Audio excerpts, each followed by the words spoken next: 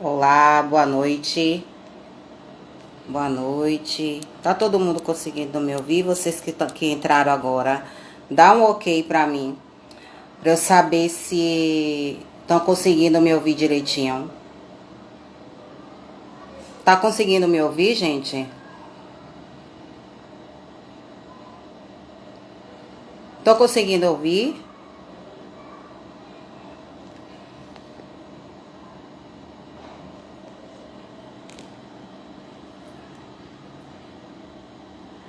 Dá um ok pra mim, pra eu saber se vocês estão conseguindo me ouvir.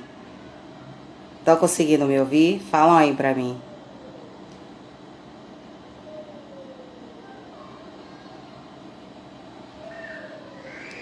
Ótimo, obrigada. É isso que eu queria saber. Boa noite, Bi. Boa noite, Inho. Boa noite, Mari. Que bom que vocês estão me ouvindo. Vamos chamar mais gente para poder participar da live, para poder a gente começar.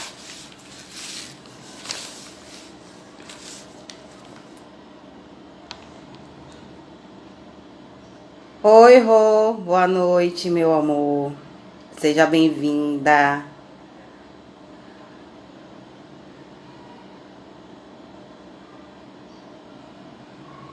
Rafinha, coladíssima aqui, meu amor. Vamos chamando a galera, gente, para poder participar com a gente da live.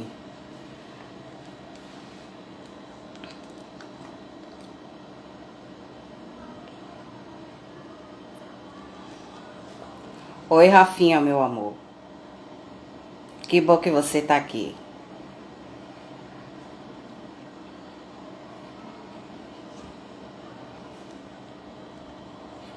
Oi, Rose. Boa noite. Ai, que bom que você tá aqui. Seja bem-vinda. Muito obrigada. Essa é a minha primeira live, tá, gente? Só para poder vocês ficarem a par. Então, se tiver qualquer erro, qualquer coisa, né? Me desculpem, né? Mas tudo bem.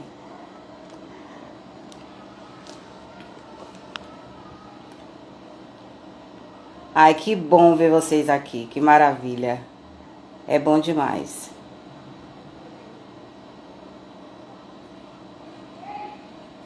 Cadê Saman? Tá aí? Saman, tá aí? Você já chegou, meu bem? Já tá aí? Mari já tá aí.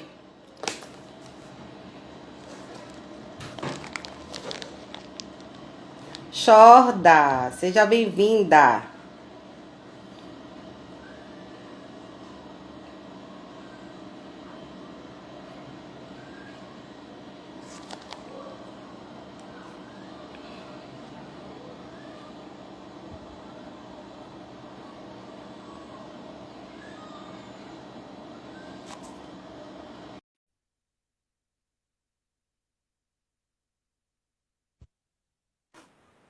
Vamos lá, gente linda.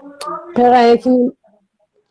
Pronto, aí. Boa A noite. live, ela só tem A gente nem duração de combinou, viu? uma Tá as duas hora. de preto. Se combinasse, tá vendo? Se combinasse, não daria certo. Tá vendo aí? Exatamente. Peraí, deixa eu só consertar a Então, câmera aqui. Pronto. Perfeito. E aí? Tá conseguindo me ouvir? Travou, não foi?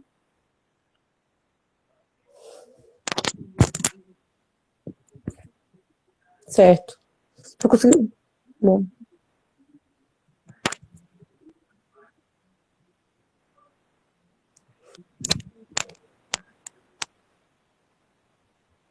adotei esse nome pra mim. Meu nome é Preta. Então, o Tá intuito dessa travando? live. Você tá me ouvindo? Tá todo mundo me ouvindo? Todo Não. mundo me ouvindo? Você tá me ouvindo, Mari? Dá, Agora.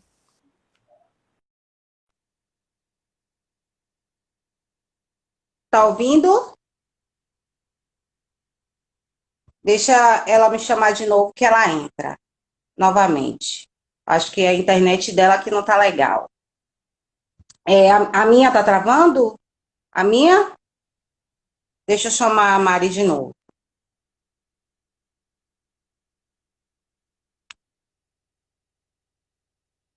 Deixa eu chamar a Mari.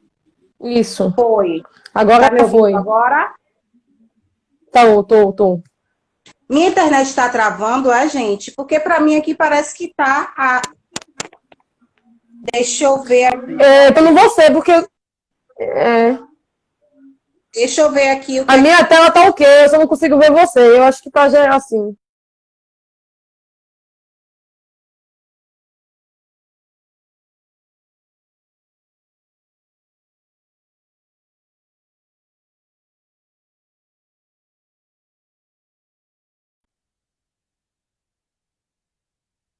E aí? Melhorou alguma coisa? Estão me vendo? Agora sim, tá ótimo. Estão me vendo e estão me ouvindo. Isso. Pronto, vamos lá. Então tá.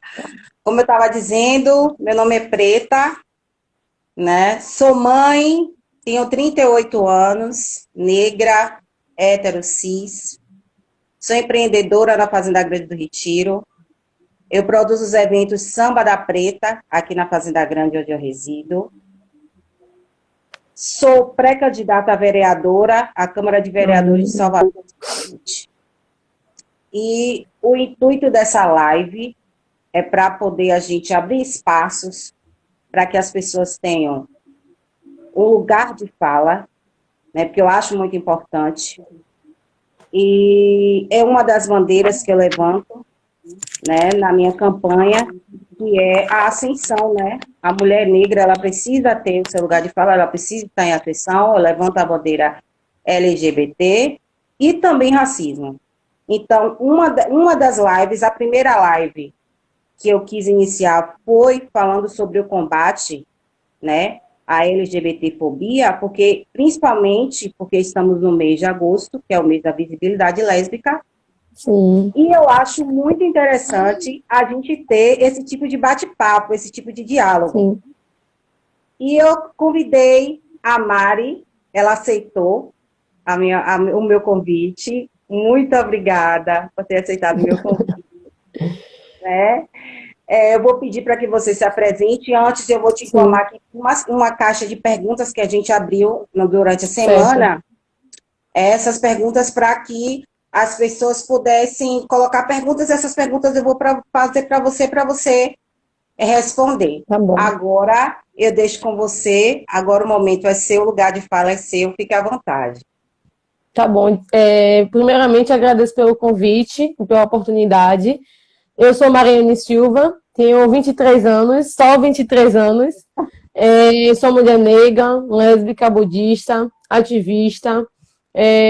Sou também idealizadora do projeto VEI, que significa Vivências Escuras Interseccionais, que é o propósito mesmo de fazer a intersecção dos assuntos, não a separabilidade de gênero, raça e sexualidade, porque eu penso que não dá para discutir sem unificar, né, essas três questões. Perfeito. Então, eu venho aí promovendo as lives, não só sozinha, mas com toda a comunidade, e parcerias, sobretudo com mulheres pretas, lésbicas, e tendo um ponto muito especial que temos mulheres pretas em todos os espaços. E a minha live está sendo muito possível mostrar isso. E eu venho de família preta, periférica, e eu também estou aqui nesse lugar porque tiveram pessoas que me deram essa oportunidade também de estar aqui. Né? Então, eu sou muito grata também às pessoas, às mulheres, sobretudo, que vieram atrás de mim. E também sou poetisa, tenho meu canal de poesia que não está tão ativo quanto eu gostaria, mas eu faço sim, escrevo hoje mais do que recito. Mas é isso aí, um breve apresentação, né? Por cima, assim. Mas é isso. Então, eu vou fazer algumas perguntas para você, né? Eu Certo. queria que você respondesse. Como nós héteros podemos ajudar no combate à LGBTfobia? Vixe. Primeiramente, eu penso que é puxar, né? Proteger essa comunidade. Como assim? É algo seu. Então, existe como que eu posso falar? Uma invisibilização de que as pessoas, só quem defende esses assuntos ou defende essas questões são as pessoas do próprio movimento LGBTQ+, e isso é errôneo, que eu acho que não é dessa maneira que a gente deve pensar, né? Então, assim, se você tem uma filha, um filho, um primo, um amigo, e que isso faz parte da sociedade, isso também diz respeito a você, de contribuição. Penso também, quando a gente fala de héteros, ela inclui a sociedade no âmbito geral, né, no todo. É sociedade que é cercada ou direcionada a cis-heteronormatividade. Então, pensar também no Estado, na sociedade no todo, que o Estado também ele é heteronormativo. Então, como é que o Estado ele não possibilita acesso básico de direito que nós, LGBT, temos direitos e que não temos acesso? E eu não estou falando de privilégio, eu estou falando de acesso básico, e que é saúde, educação, oportunidade, e nós somos negados, invisibilizados o tempo todo, diariamente, e aí eu venho com a intersecção raça-gênero. Então, assim, eu, enquanto mulher lésbica, preta, o meu corpo chega antes da minha sexualidade se eu for uma mulher que não performar feminilidade, porque existe também as mulheres lésbicas que não performam essa feminilidade e o corpo chega primeiro. E aí, como que dá conta? Sendo que eu já tenho um recorte, que é a minha raça, e aí, por cima, a minha sexualidade. Então, pensar no Estado contra omisso, nesse assistencialismo aos direitos básicos, pensar nas políticas públicas que precisam existir, não só em pauta, mas efetivamente. As políticas públicas precisam estar sendo, né, e diariamente, como que eu posso falar, mantida, sendo realmente, colocou na lei, sendo servida a gente. Penso também na ideia de segurança pública, porque nós não temos. A população LGBTQ+, nós não temos violência, nós não temos segurança. E eu digo em todas as esferas, e aí eu sou muito direta no sentido que eu ainda tenho muito medo de andar de mão dadas com minha companheira, de beijar, de fazer qualquer outra coisa na rua e simplesmente é só um abraço, um beijo, qualquer outra coisa do tipo. Então, isso o Estado também é omisso. Então, pensar em combater essas violências são muito minuciosas. Aí eu também falo na questão de direito, na questão da profissões, da psicologia, a pedagogia. A gente precisa ressignificar essas profissões para pensar sobre os nossos corpos, sobre as nossas necessidades, a partir das nossas individualidades. Então, muitos meios assim a se percorrer, mas aí são dos caminhos. Eu acredito muito que a gente está caminhando.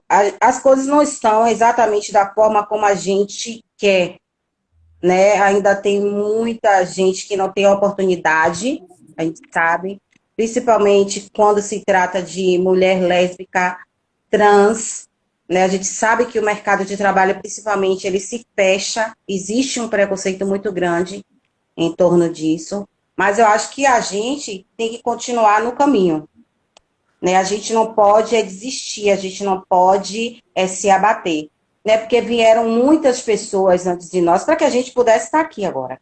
Então, eu acho muito importante que a gente, sobretudo, quando você fala de educação, que tenha educação desde criança. As crianças precisam ser educadas para respeitar a diversidade e individualidade das pessoas. E isso a gente pode ensinar com a educação na escola, como qualquer outra matéria. Entende? Eu acredito nisso, mas vamos dar continuidade. Vamos lá. A representatividade é importante para o combate? Sem dúvida. Isso aí é uma questão que parece ser óbvio e não é, porque na prática a gente sabe o quanto é deficiente. E aí eu falo no geral de tudo, ter representatividade na política, ter representatividade nos espaços midiáticos, porque é importante você fazer uma redemocratização da mídia, porque surgem vários estereótipos sobre o nosso público. Eu penso também no jornalismo, penso em todas as áreas, ter essa representatividade. Então eu penso, enquanto mulher lésbica, eu não tive referências, não conheci autoras, escritoras, filósofas, que fosse LGBT ou se fosse lésbica. Não tive esse acesso. Então, eu vou tendo esse acesso agora. Né? E não foi algo que foi dado de bandeja. Eu fui atrás, fui buscando. E porque também tem outras mulheres aí na minha frente, bem mais na minha frente, produzindo esse conteúdo, né, de dar esse acesso às informações. Existem mulheres lésbicas em todos os espaços, então eu acho que é importante ter representatividade.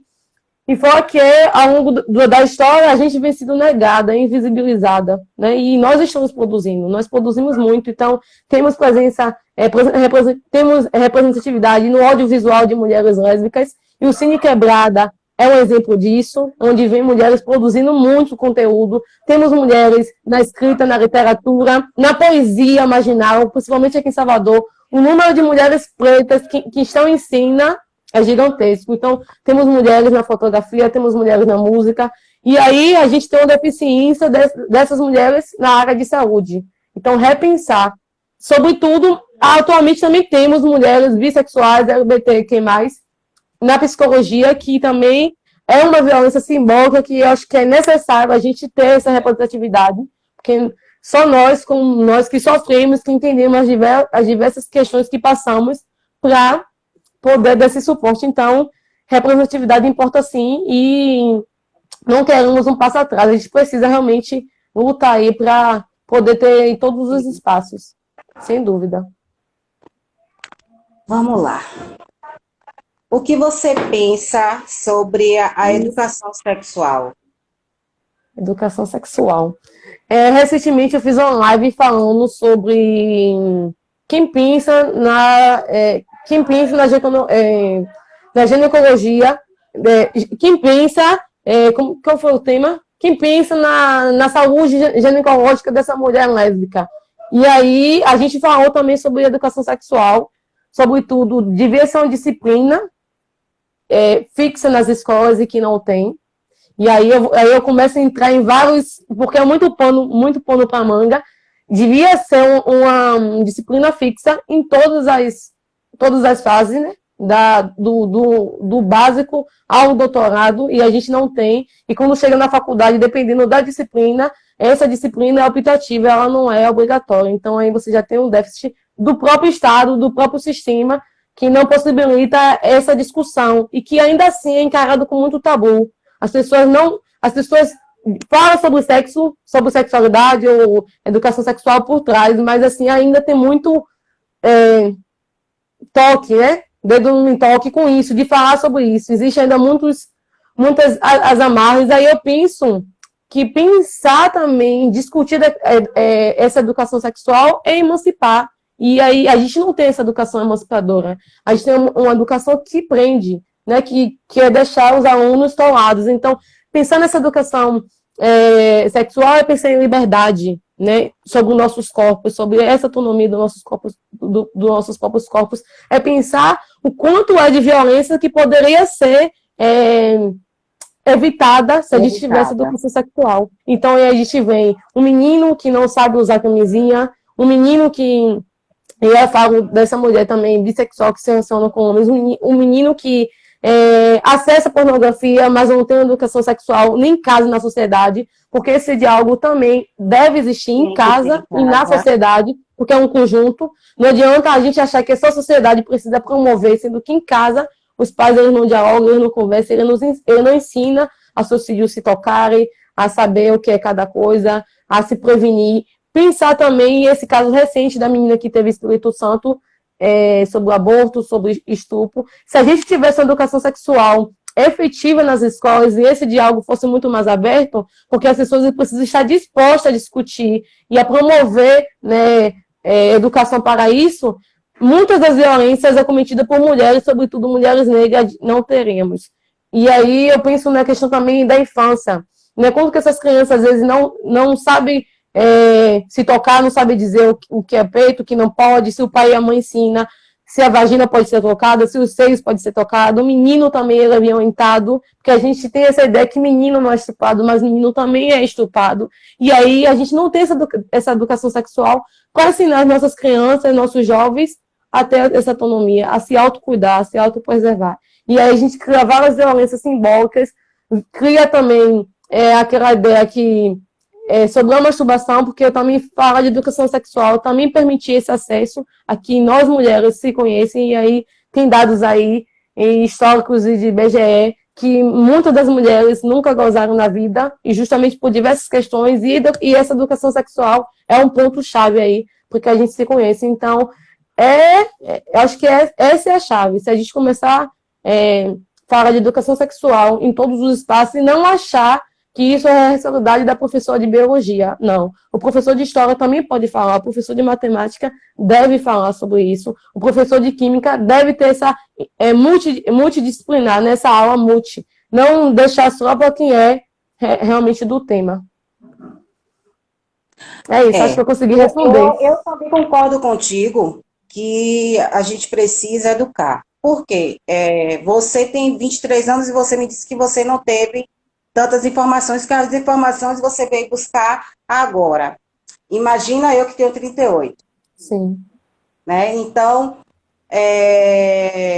eu não fui ensinada, eu não tive a educação nem na escola e nem em casa. Porque a gente entende que a gente não pode namorar cedo.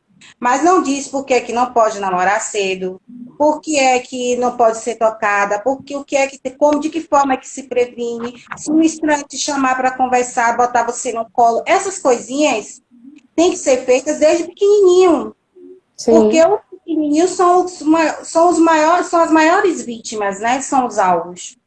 Eu acho importante a educação desde pequeno, para que a gente transforme as pessoas, transforme adultos conscientes, né? A gente precisa construir adultos conscientes, né? De que ele tem que respeitar, ele tem que entender e não tem que ter tabu acerca de nada, de absolutamente nada.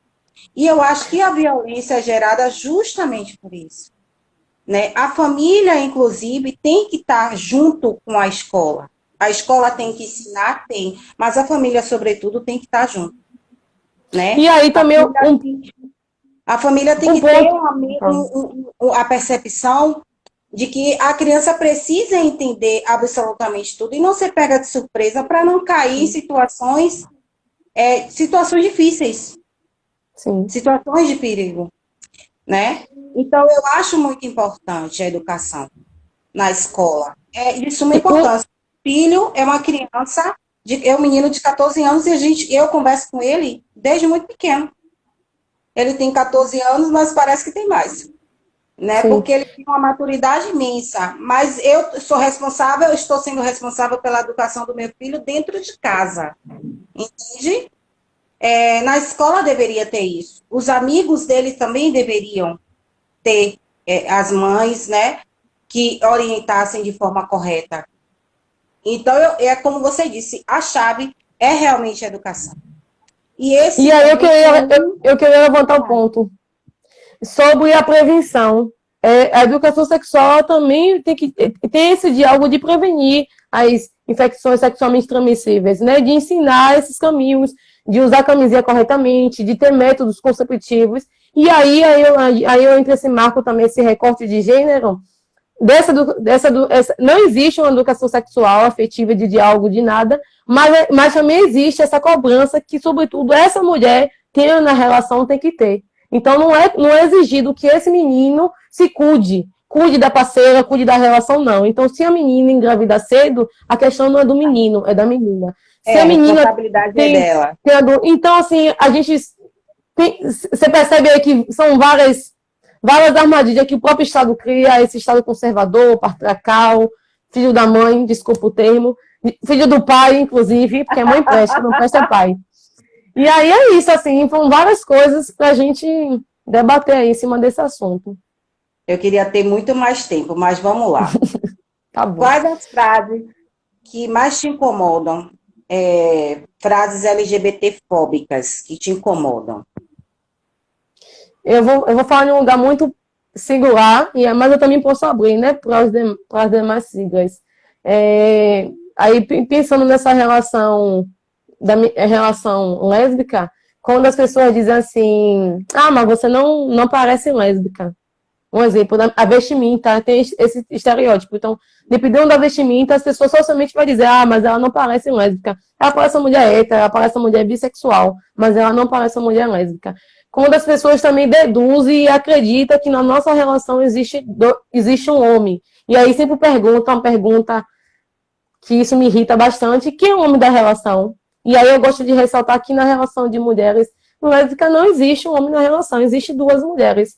Agora, a gente precisa entender que tem uma mulher que performa essa feminilidade e tem outra que não. Mesmo essa mulher que não performa essa feminilidade, ela não é homem. E que é uma coisa também que me incomoda, que as pessoas acham que as mulheres que não performam essa feminilidade esperada pela sociedade, ela é o masculino da relação, ela é o masculino de tudo. E aí eu penso também em frases, e aí eu posso abranger para as mulheres que são bissexuais, os homens também que são bissexuais. Acho que essas pessoas são indecisas, são confusas, estão no meio termo, né? É uma fase só e não é. Aí trazendo, eu lembrei uma outra frase, quando as pessoas dizem, mas ela virou lésbica porque não achou um cara macho. Meu Deus, não suporto isso. Não achou um cara salvador aí para tirar ela dessa furada. Ela precisa ser salva, né? Ou então, quando pergunta assim, mas você é lésbica mesmo? Você já tentou ter uma relação com o cara? É isso mesmo que você quer? Então, são perguntas que continuadamente as pessoas fazem. E sem se incomodar, acha que é supernatural e não é natural. Isso também é violência simbólica que são cometidas o tempo todo. Né? Então, assim, a gente precisa aprender a respeitar as pessoas a partir da sua individualidade. E essas violências sutis, ela cria muito violência, principalmente violência psicológica. Essa é uma das frases que é muito peculiar à minha sexualidade.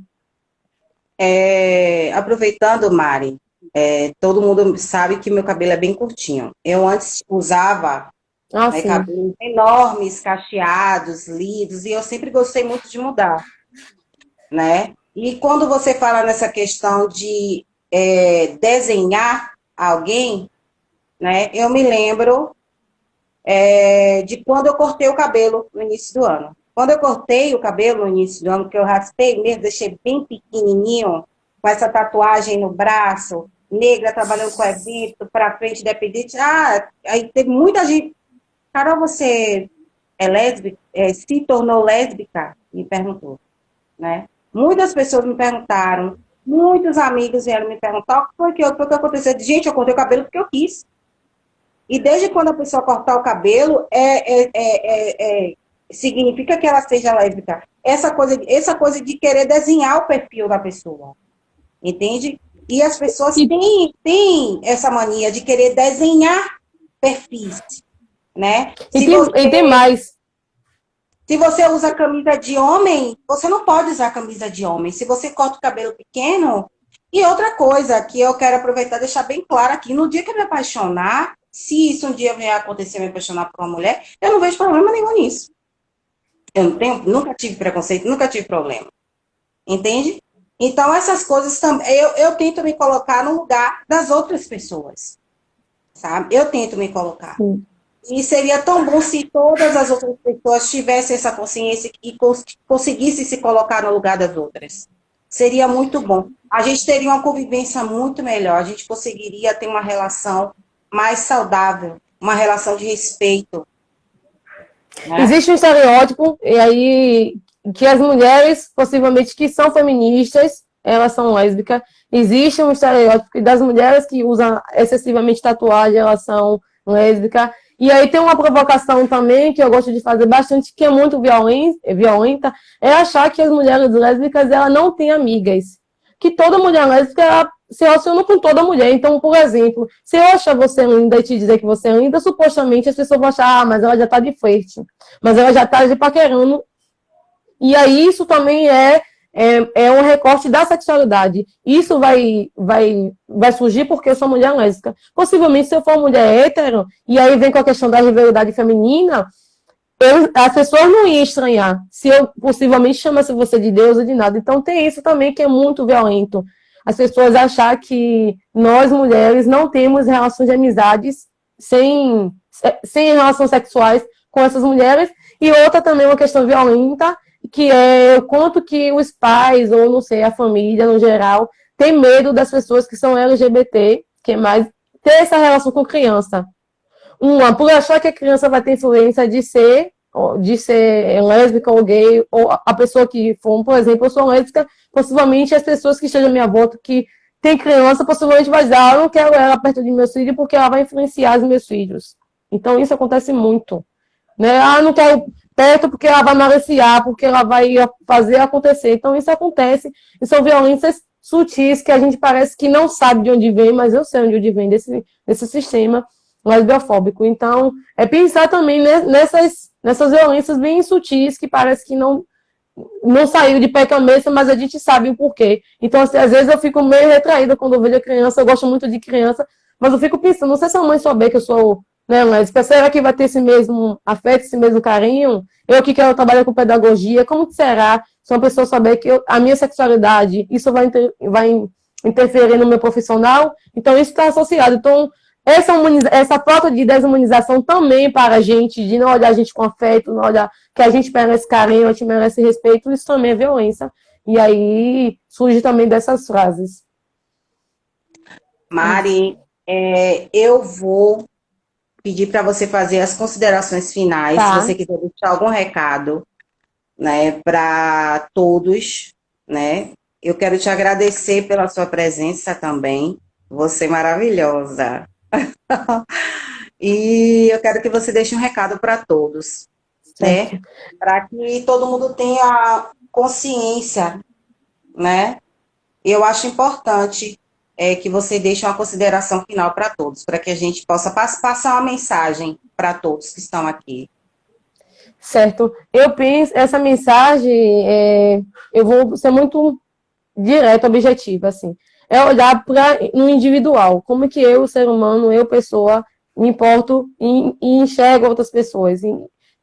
Perceber que as pessoas são dignas de respeito, independente das questões. E isso não tem que ser só no falatório, não, mas na prática. Realmente eu reconhecer que essas pessoas são dignas, mesmo sendo diferentes de mim.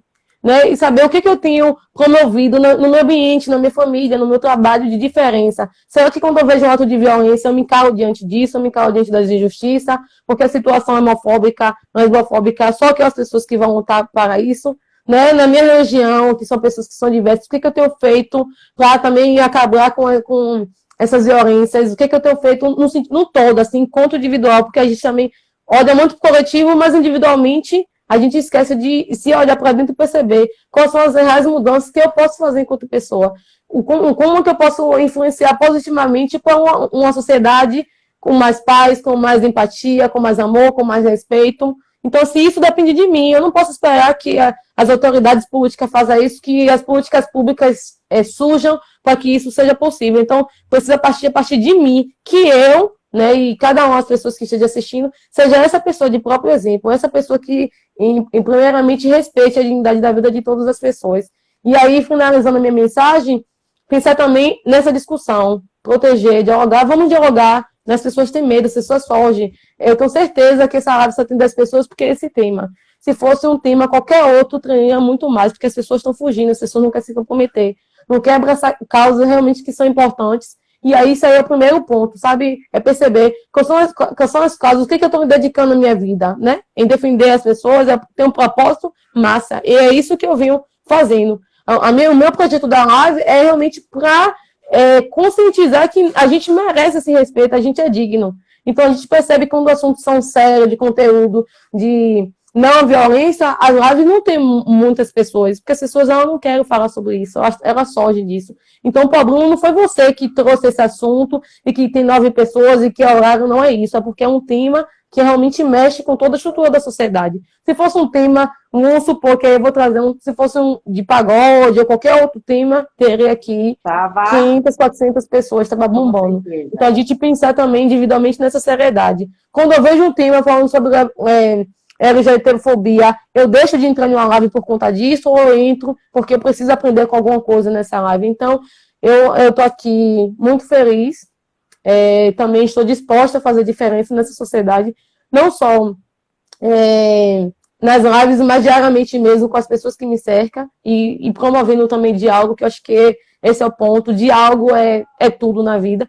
Eu agradeço pelo convite, agradeço pelo espaço, desejo que a gente tenha pessoas mais empáticas, né, que respeitem mais, e que isso eu não tenho que pedir, isso é um direito meu, e eu não vou mais pedir isso, né? Então, assim, eu vou arrombar a porta e eu vou chegar onde eu quero chegar, e eu venho fazendo isso com muita segurança, com muita possibilidade, porque onde eu venho tem mais, eu sou carregada de uma ancestralidade muito forte, né, que tem uma base muito sólida, então assim, não tem mais o que pedir. Então eu acho também incabível a gente ter pedindo, me respeite quem eu sou, não é mais isso. A gente tem que chegar e se portar e falar, eu sou essa pessoa, e você tem que se refazer. Então, de mim é isso, eu agradeço muito. E vou ficar aqui porque agora vem um cara muito top, muito foda, E que eu tenho agora muito respeito e vai orgulho. vir um cara aí que eu tô louca pra conversar com ele. Louca. Sam, se achegue, venha conversar comigo. Cadê você, Sam?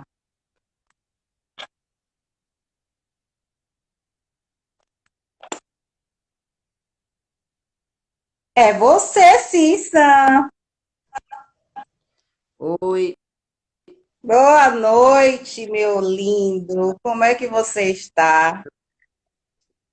tô bem, tá tranquilo aí? Tá dando pra me ouvir? Tá, Me tá. Eu tô dizer. conseguindo te ouvir. Você tá conseguindo me ouvir direitinho? Direitinho. Então, eu vou deixar o espaço para você se apresentar. Gente, esse é o Saman Ferreira. Eu vou deixar que ele se apresente, né, para que a gente dê continuidade à live. Vamos lá, Saman, é contigo. Primeiramente, boa noite. Eu tô com medo em relação ao tempo, né? Não sei quanto tempo Eu tem. não sei, alguém pode me dizer quanto é que tempo tem? Eu não Pode sei dizer. Deixa eu clica nessa parte onde tem escrito ao vivo que dá pra ver o tempo. ao vivo, vamos lá. Ah, já tem Você clica no ao 37 vivo, minutos. 37.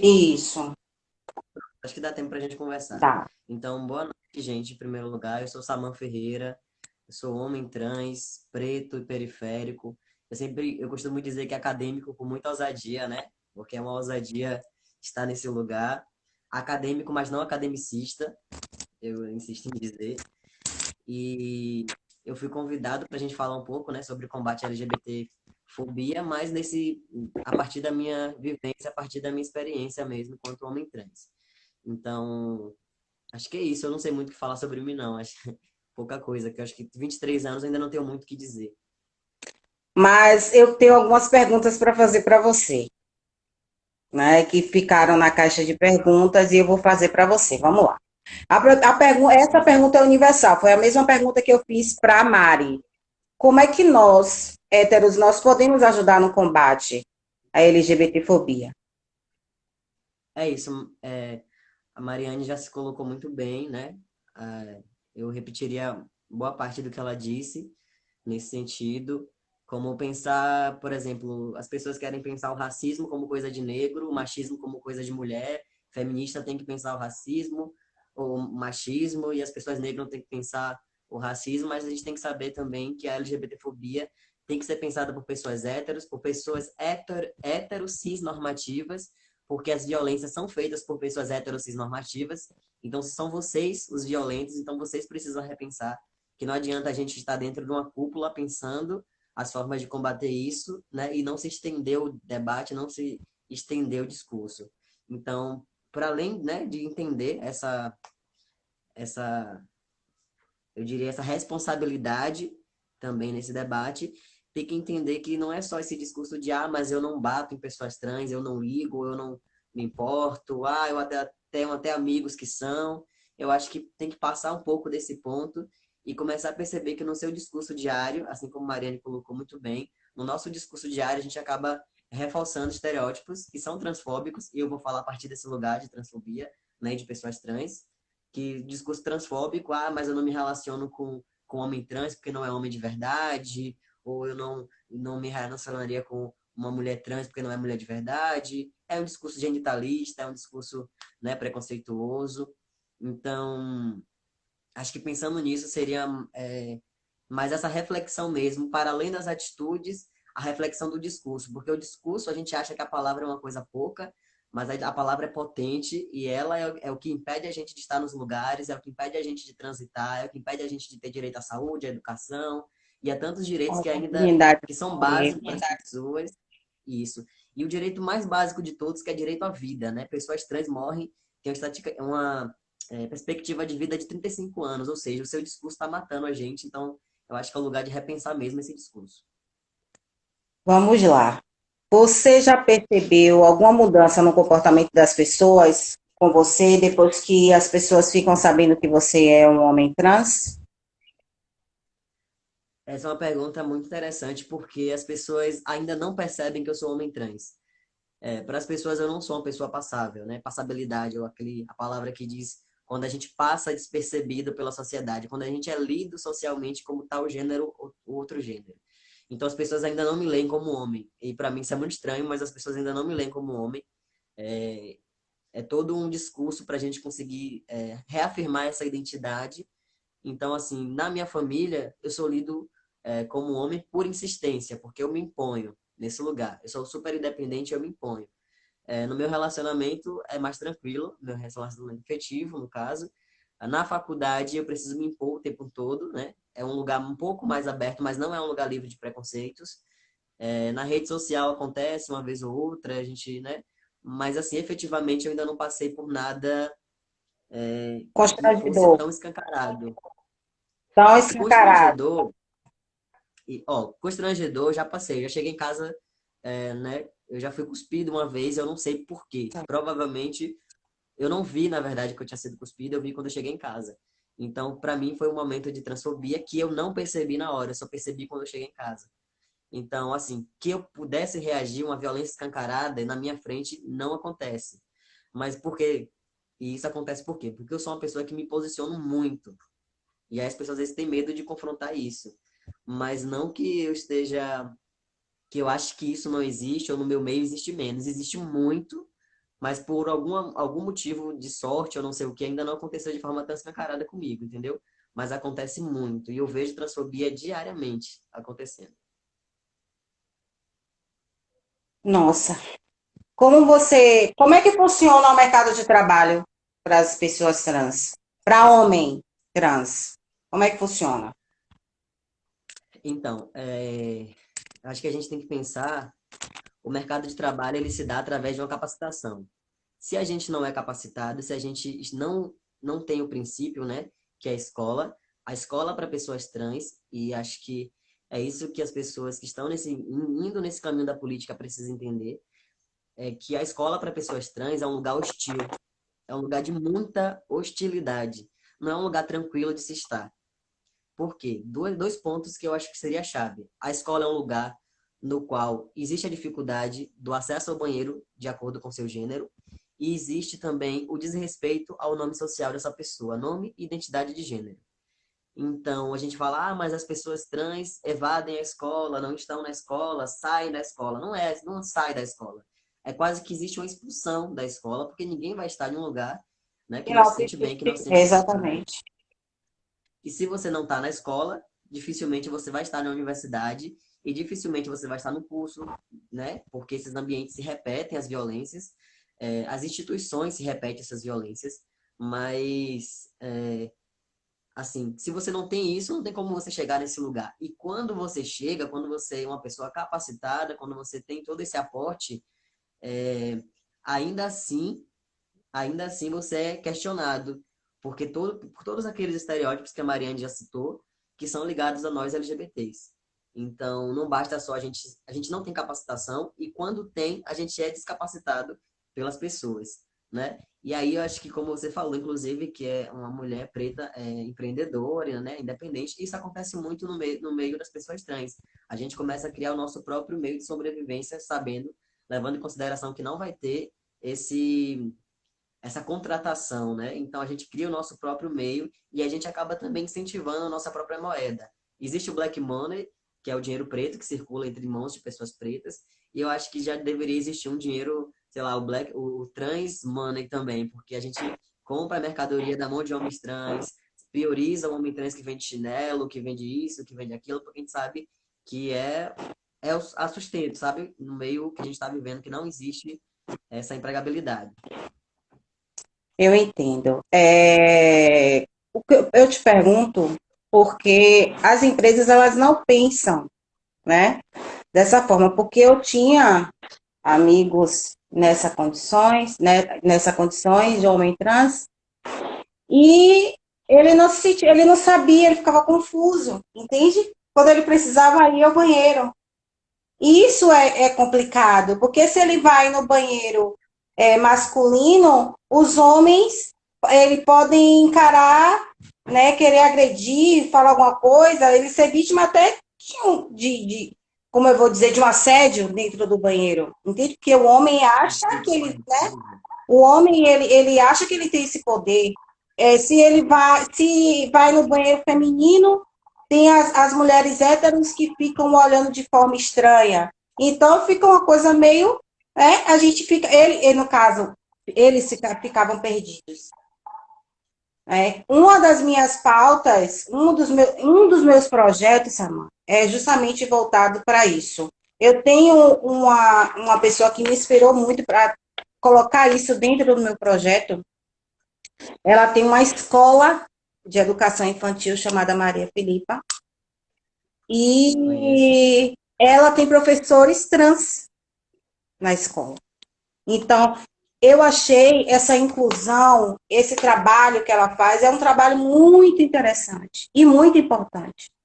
Seria bom se todas as escolas, ou se não todas, a maioria delas, tivessem o mesmo segmento de trabalho, né? Então, no meu projeto, eu quero fazer uma estrutura de centro educacional cultural e de inclusão, né? Para que a gente possa dar acessibilidade às pessoas a ter esse tipo de educação, para que as pessoas entendam que é natural, é normal, e respeitar também.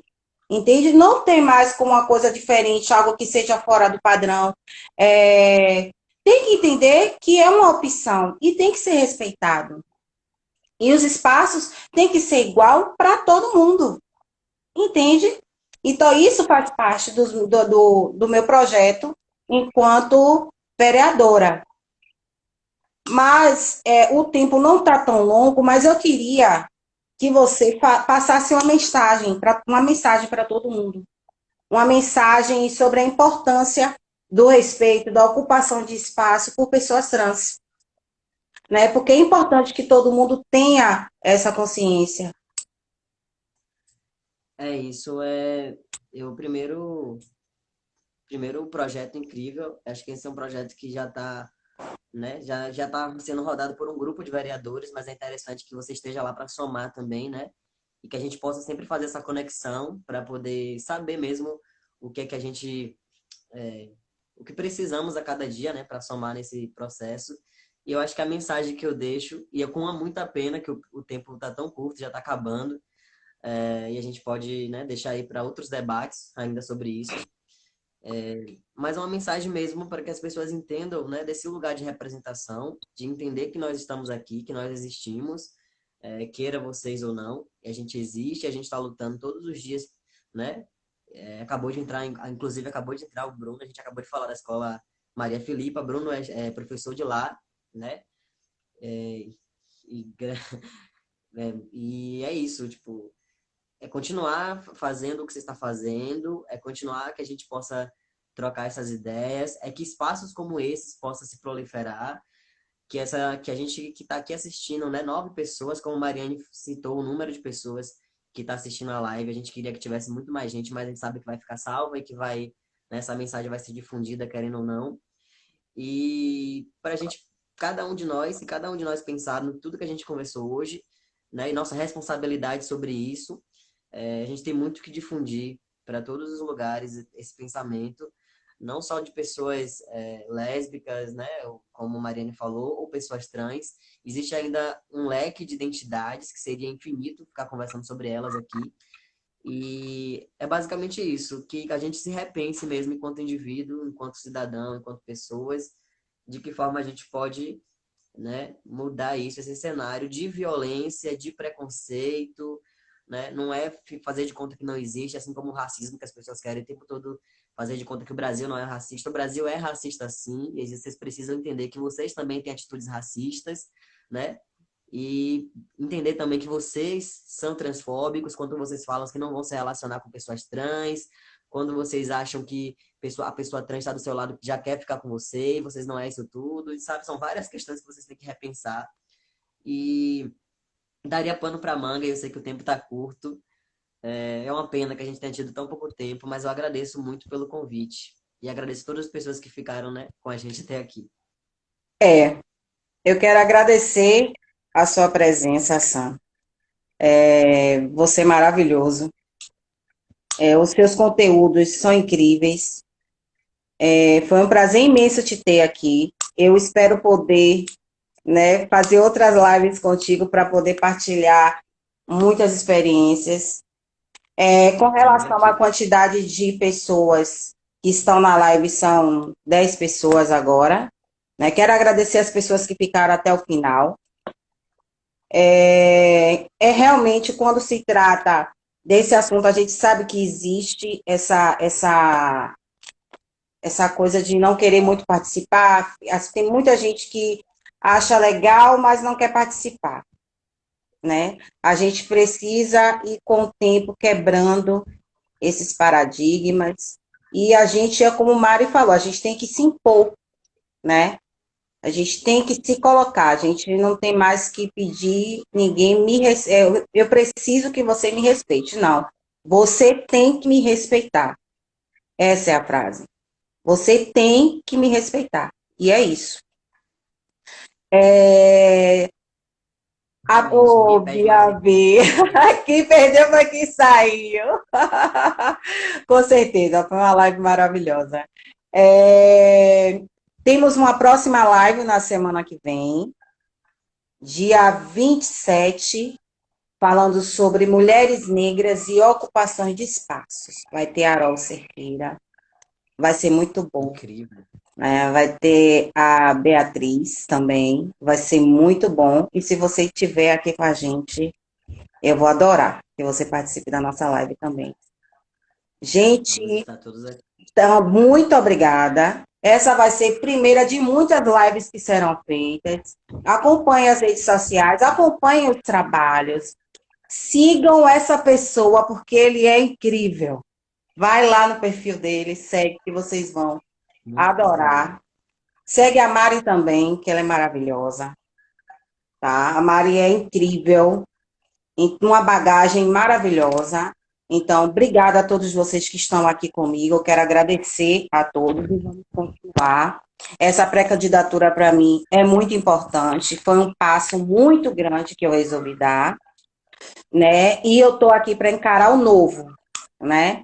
Eu sou nova encarando o novo porque eu acredito que a gente precisa de políticas antecessoras. A gente está precisando de política que não espere as coisas acontecerem para poder serem depois serem efetuadas, as ações serem efetuadas. A gente precisa de política antecessora mesmo. A gente precisa agir antes, não esperar as coisas acontecerem para que a gente possa agir. E eu estou aqui disposta a lutar por isso também, junto com vocês. Tá bom? Muito obrigado por isso. Obrigado a todo mundo. Segue Obrigada. aí. Beijo, meus amores. Boa noite e fique com Deus.